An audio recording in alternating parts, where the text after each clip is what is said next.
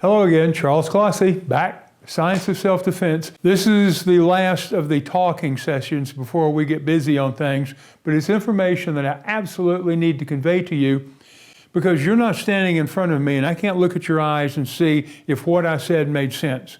So I have to get it to you in a way that, number one, makes sense, number two, you can take notes on and refer back to. So here we go. This is the scientific approach to skill development. This is the combination of research over the last 30 plus years on the art of learning, not just in martial arts or self-defense, but in every area. And we do our best to incorporate it into our instruction because easier is better. So here we go. First off, take notes, and that means now. Push the little button that says pause, and please grab yourself a little legal pad and a pen, and then start me talking again. Okay, the reason I say take notes, we hear, we see, we do, we record, we write it down, we review, and we master.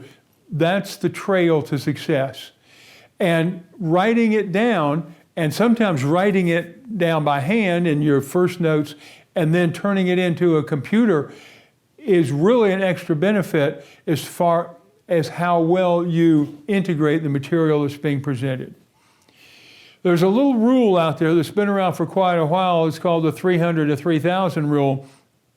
And it basically says this: if you perform any one given movement, shooting a ball, throwing a horseshoe, 300 plus times, some say 300, some say 350, we're going to call 300 because it's easy to multiply and divide with, that's when you start to acquire muscle memory. Muscle memory is body mastery. Body mastery is what we have to have if we only have a fraction of a second to defend ourselves from an attack. Now, the way it works in the body is the mind is, picture it like a little cantaloupe sitting here, and there's little points all over it which can be connected electronically. And every time you do something with your body for the first time, I do this motion. There's a series of connections that are made on the brain. And every time I do that motion exactly that way, there is more of a little material put over this root of successive connections, and that material that's being added to it reduces the resistance to the electron flow through that part of your brain. It makes it slipperier, let's say, so that the first time you do a strange motion, it feels awkward and it's slow. After you do it 300 times, your little neuronic pathways are greased up pretty well, and you can do it very, very fast. Fast is the end result, but we don't want to rush fast. Okay. Now, every lesson and every practice day, there's a few things that you need to do to get prepared. Number one, remove distractions from the area. Please don't try to have music playing.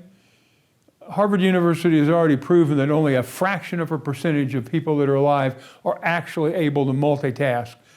The rest of us can do things in really fast sequence, but you can't do two things at once. Grooving to music, practicing this, don't mix. Telephone, texting, things of that sort, get rid of it. If you can unplug, if you have a wired phone still and you can unplug it or mute your cell phone, it will serve you well. Make sure the TV's off. If you have a pet that is out of control sometimes, wants to walk around and get in and everything, let them stay in another room. Don't position yourself so that you're looking out a window. Right this minute, I happen to be looking out a window, and it would be easy to get distracted if a bald eagle flew in and landed in the tree out back. We want to keep our focus on what we're doing. Which brings up point two, focus your mind. Now, how do you do that? Well, first off, we want you to do your best to forget about the issues of the day that have preceded. If you had a disagreement with your boss, with your spouse, with your child, if the dog annoyed you, if the newspapers upset you for some reason, place that out of your mind. If you already have meditation skills, use them for a few minutes before practice. That's a really good way to do it. If you don't have, there's lots of different ways to meditate. I'm not going to try to teach you meditation, but there's a lot of different ways, and they're out there on the internet, just like this is out there. Clothing cues. Now, these can work both ways. I put on my uniform every time I go to train. Now, I don't really have to because I have a little private training room in my house. I could go down there in my pajamas and nobody's going to know what I'm doing. But the fact of the matter is, going through the motions of putting on my uniform tells my subconscious and conscious mind that, okay, it's training time. It's time to forget all this other stuff. I want to have a laser focus on what I'm doing, because what we're doing here may mean the difference between life and death for you one day. We hope not, but it might. Clothing can work the other way. If you have clothes that you ordinarily wear to aerobics class, if you put them on for training and learning here, you may find yourself acting in more aerobics manners, and that's not what we're doing. If guys, okay, if you've got the cut-off sleeve shirts and everything you wear down to the gym for training, and you're accustomed to standing in a mirror so that you can watch and make sure you're firing all the muscles in correct sequence, that's perfect. That's the logical thing to do at the gym. But if you put on those clothes here, you may find yourself doing things that are weight training inappropriate, but not self-defense appropriate. We want to have every tool that we can in our toolbox on our side. Now back to the clothing issues. Okay, I said I wear mine every day. Some of y'all that live maybe in a larger town or city, there may be a martial arts supply store in town where you can purchase a uniform. If there's not, you can go online and purchase a uniform. There are many places. Century Martial Arts is really good equipment. There's a lot of them. I prefer myself to go to Asian World of Martial Arts, AWMA.com. And the reason I do is they have really nice lightweight uniforms, because I live in Florida and they're reasonably priced. Even though they're lightweight and they're technically called students' uniforms, they last for years.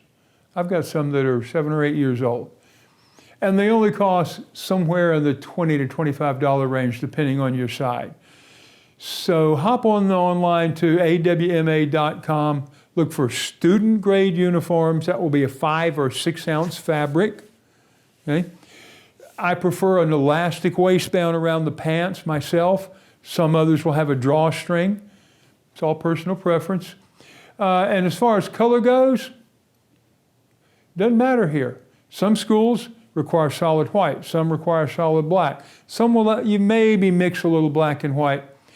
Our view is that the uniform is one of the things that can be part of your personal expression and make it more comfortable for you doing what you're doing.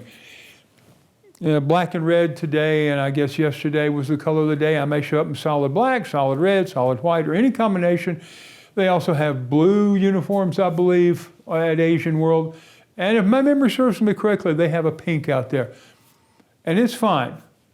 And if you have a friend that's at a traditional school, they may give you a load of grief about, that can't be real karate, you're not wearing a solid white uniform. Sorry, it doesn't really work that way.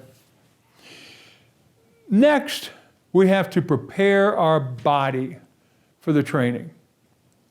We're going to have a completely separate video that, in fact, it'll be the next one in the series, on basically how to gently stretch and gently warm up your body for the motion. Especially in the first training sessions, we're not going to do any wild motions, and we're going to emphasize slow and correct. So it's not that you have to worry so much about injuring yourself right now, but if you start gently stretching yourself now, as the difficulty of the material increases, your body will be ready for it. So we will prepare our body. Once again, that's on every lesson and every practice session that we'll be talking about. The instruction format, it's going to be in small bites. Ordinarily, if someone comes for a private lesson, it will be a half hour, sometimes an hour, depending on the individual. A person with more experience in the martial arts can absorb more material, so we can stretch it out to a 55-minute or an hour class. But a half hour is typically a good learning block. It's going to probably be just a little shorter than that here, because once again, I can't look you in the eyes and make sure you're grasping what I'm saying. I can't see you moving and make little corrections. I'll have to explain it, and that will take time, but I don't want you to spend your time standing in front of the computer or TV screen. I want you to be practicing, so we're going to take small bites.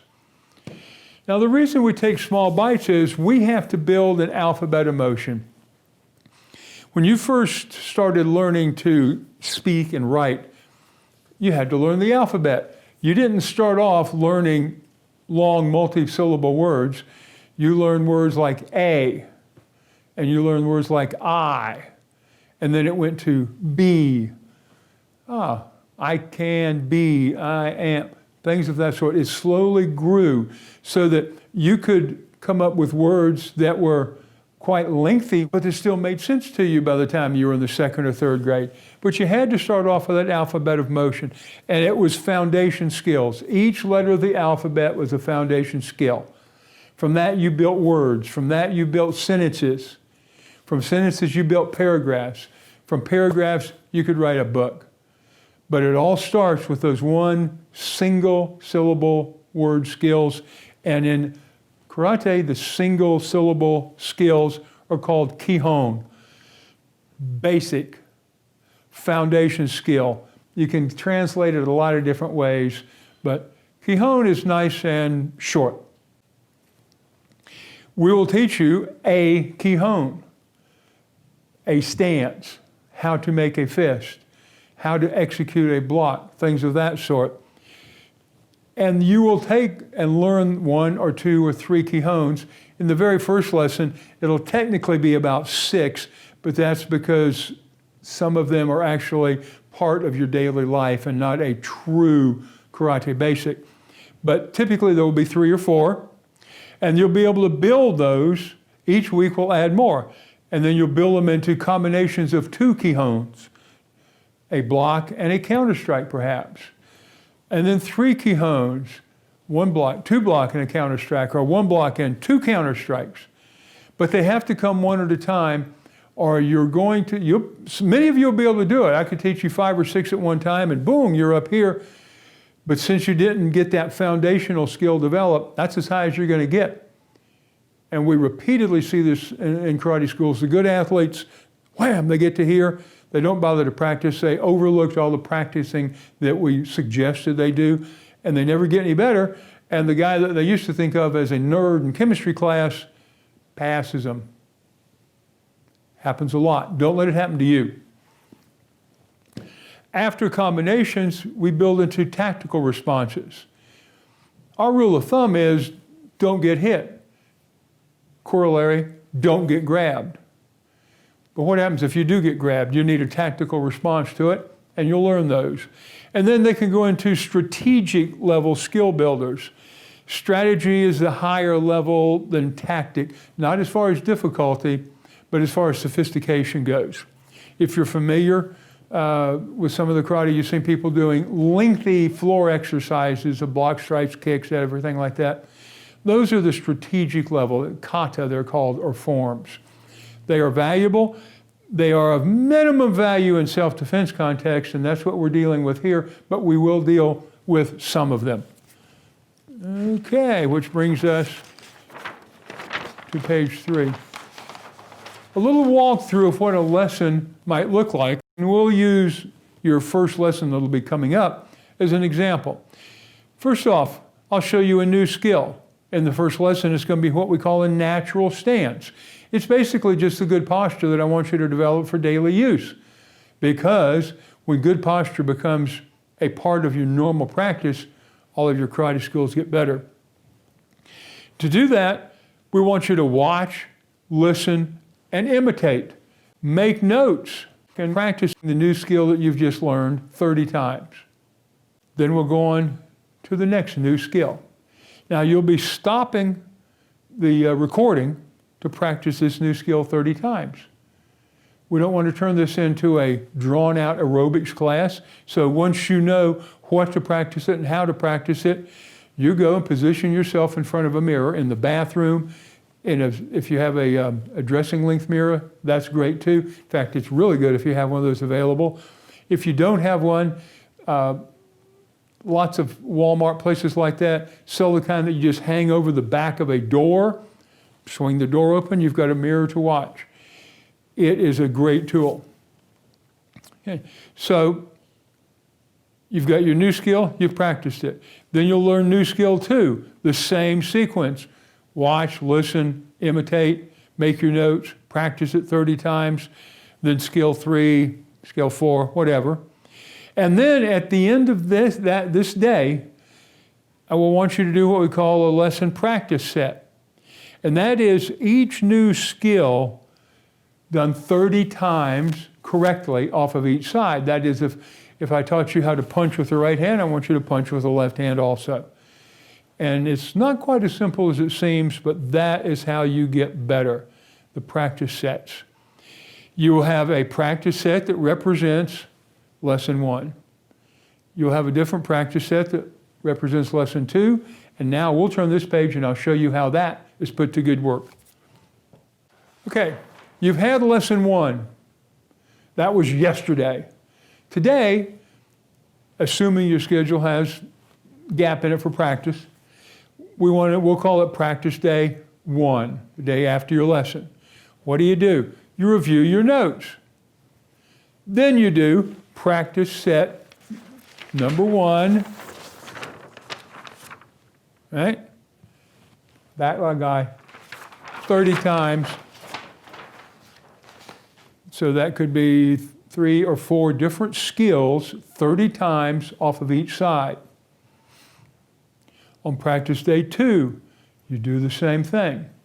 On practice day 3, you'll do the same thing. And whatever you do not forget on these practice days to refer back to every lesson and practice day. Remove your distractions, focus your mind, prepare your body, or stretch. Okay? Then, after 3 days of practice, lesson number 2. Click on the computer, do lesson 2 the same way we just taught through lesson 1. The next day after lesson 2, review your notes, practice set number 1 30 more times. Now, at the end of these 3 practice days, notice that the 30 times you did it on your lesson day, plus 30, 30, 30, plus 90, you've practiced it 120 cumulative times after your first 3 days of practice. On your second 3 days of practice, you've got lesson 2, okay, which you add to it. You practice lesson set 1 30 times each, okay?